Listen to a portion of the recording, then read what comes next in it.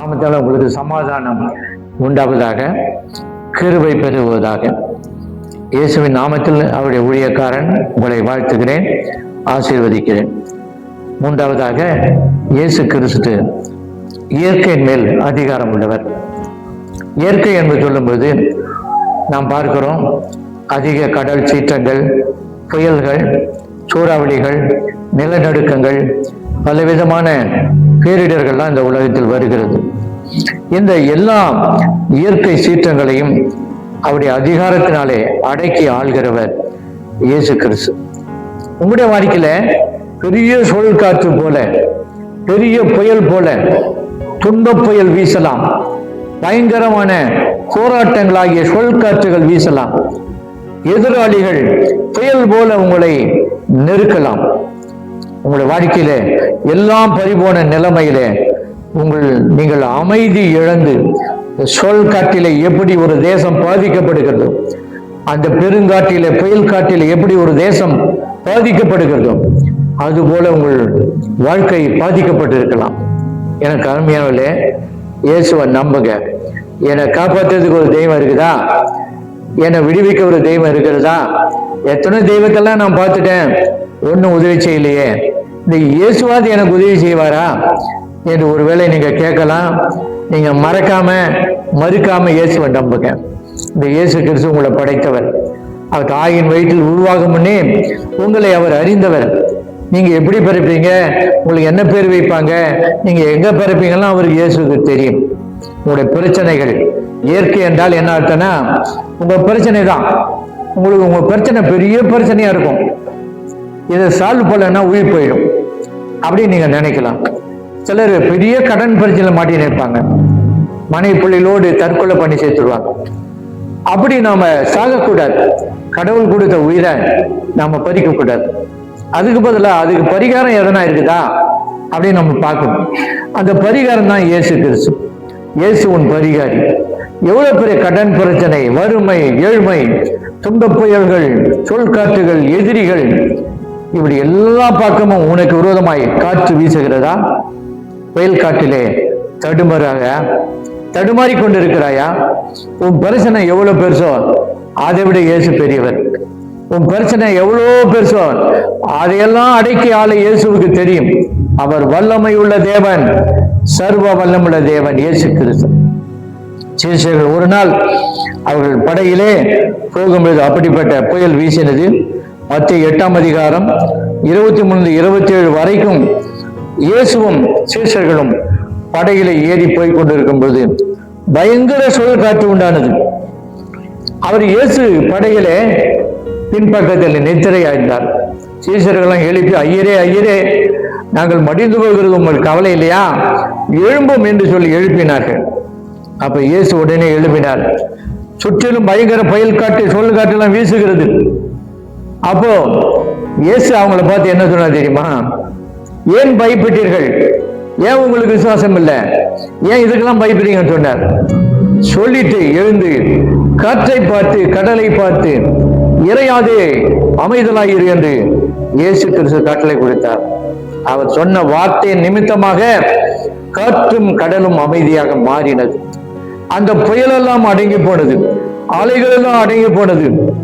இந்த சீஷர்கள் எல்லாம் இயேசுவை பார்த்து சொன்னாங்க, இவர் எப்படிப்பட்டவரோ, காற்றும் கடலும் இவருக்கு கீழ்ப்படுகிறது என்று சொன்னார்கள். எனக்கு அருமையானவர்களே, இவர் எப்படிப்பட்டவர்? வானத்திலிருந்து வந்தவர், பரலோகத்திலிருந்து வந்தவர், தெய்வகுமாரனாகிய இயேசு. எல்லா புயல்களையும், காற்றுகளையும், எல்லா சேதாரங்களையும் உன்னை விட்டு அகற்றும்படி மனித குமாரனாக இந்த பூமியில் வந்து சிலுவையில மரித்து ஜெயமெடுத்து 3ஆம் நாளில் உயிரோடு இருந்த தெய்வம் இயேசு கிறிஸ்து.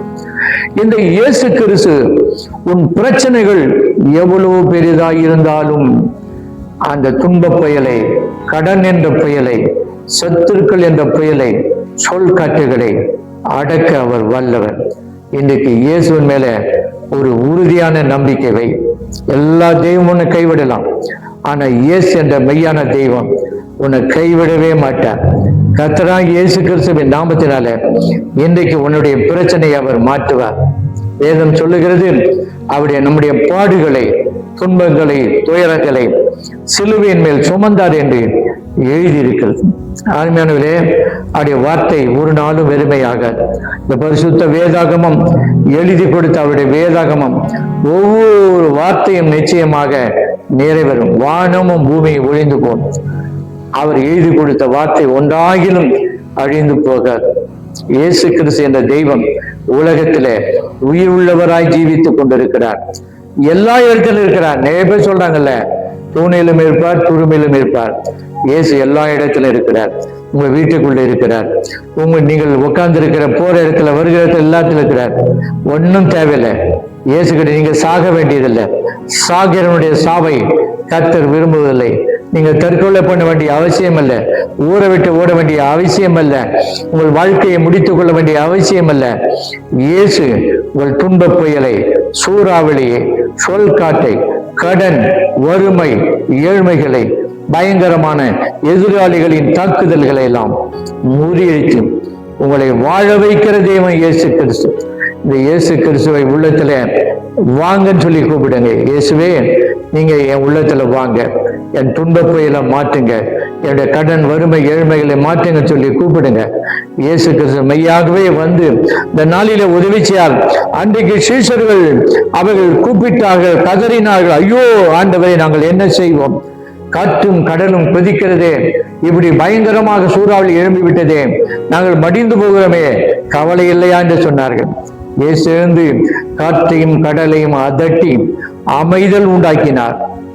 அப்பதான் சொன்னாங்க, இவர் எப்படிப்பட்டவரோ, காற்றும் கடலும் இவர் கீழ்ப்படுகிறது சொல்லி இயேசு குறித்து ஆச்சரியப்பட்டு அவர் மேல் முழு விசுவாசத்தையும் வைத்தார்கள். எனக்கு அன்பானவர்களே, நீங்கள் நினைக்கிறீர்களா, நானும் கூட பல வழியிலே ஓடிக்கொண்டிருந்தவன இயேசு என்ற தெய்வத்தினால் இன்றைக்கு எல்லா புயல்களும் சூறாவளிகளும் அடங்கி போய் என் காலடியில வந்து விழுந்திருக்கிறது. இயேசு எனக்கு சமாதானமான வாழ்க்கை, அமைதியுள்ள வாழ்க்கையை கற்றுத் தந்திருக்கிறார். இன்றைக்கு உங்களுக்கும் அந்த அமைதியான சமாதான வாழ்க்கையை மாற்றுவார். துன்ப புயல்களை, வேதனைகளை மாற்றுவார். வறுமை, ஏழ்மைகளை மாற்ற வல்லமை உள்ள தெய்வம். ஆகாயத்து பட்சிகளை கவனித்து பாருங்கள். விதைக்கிறதும் இல்லை, அறுக்கிறதும் இல்லை, நூற்கிறதும் இல்லை. அவைகளையும் உங்கள் பரமபிதா பிழைப்பூட்டுகிறார். அருமையானவர்களே, ஆகவே சோத்திரம், நீங்களும் இயேசுவை நம்பலாம், உறுதியாய் நம்பலாம். அவரை உங்கள் இதயத்தில் ஏற்றுக்கொள்ளலாம். இயேசு கிறிஸ்து என்ற நாமத்தினாலே உங்களை நான் ஆசீர்வதிக்கிறேன். இந்த செய்தியை மற்றவர்களுக்கு நீங்க ஷேர் பண்ணுங்க, சப்ஸ்கிரைப் பண்ணுங்க. இப்போது நான் உங்களுக்காக ஜெபம் பண்ண போகிறேன்.